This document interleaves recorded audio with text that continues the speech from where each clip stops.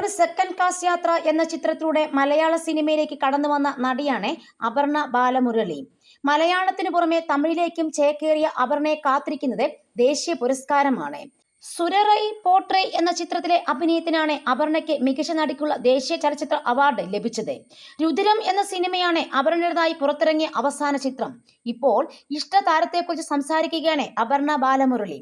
ഫഹദ് ഫാസിലിന്റെ കൂടെ അഭിനയിക്കണമെന്നത് വലിയ ആഗ്രഹമായിരുന്നെന്നും അത് തുടക്കത്തിൽ തന്നെ നടന്നുവെന്നും അപർണ പറയുന്നു. ഉർവശിയെ ഇഷ്ടമായിരുന്നെന്നും അവരുടെ കൂടെ അഭിനയിക്കണമെന്ന ആഗ്രഹം ഉണ്ടായിരുന്നെന്നും അത് നടന്നുവെന്നും അപർണ പറയുകയാണ്. ഇനിയും എനിക്ക് ഒരു ആഗ്രഹം കൂടിയുണ്ട്, അത് അമിതാഭ് ബച്ചന്റെ കൂടെ അഭിനയിക്കണം എന്നുള്ളതാണ് തന്റെ വലിയ ആഗ്രഹം. അദ്ദേഹത്തിന്റെ ഇഷ്ടപ്പെട്ട സിനിമ പിഗു ആണെന്നും അവർ പറയുകയാണ്. അപർണ ബാലമുരളി ഇപ്പോൾ തന്റെ പ്രതിഫലത്തെ പറ്റി സംസാരിക്കുകയാണ്. അതായത് രണ്ട് രീതിയിലുള്ള ആൾക്കാരുണ്ടെന്നും താൻ പ്രതിഫലത്തെക്കുറിച്ച് സംസാരിച്ചപ്പോൾ പിന്തുണച്ചവരും എതിർത്തവരും ഉണ്ടെന്ന് അപർണ പറഞ്ഞു. പ്രതിഫലം കുറയ്ക്കുമോ എന്നൊരു ചോദ്യം വന്നപ്പോഴാണ് അത്ര വലിപ്പത്തിലുള്ള പ്രതിഫലമൊന്നും മേടിക്കുന്നില്ലെന്ന് മറുപടി നൽകിയതെന്നും ആ ഉത്തരം പിന്നീട് ചർച്ചയായെന്നും അവർ പറയുകയാണ്.